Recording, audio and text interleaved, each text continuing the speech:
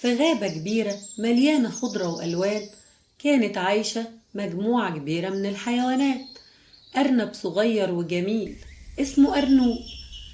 أرنوب كان دايما معروف إنه شاطر وبيذاكر أول بأول، وماشي مع مجموعة أصحاب قطة وسلحفاة وسنجاب.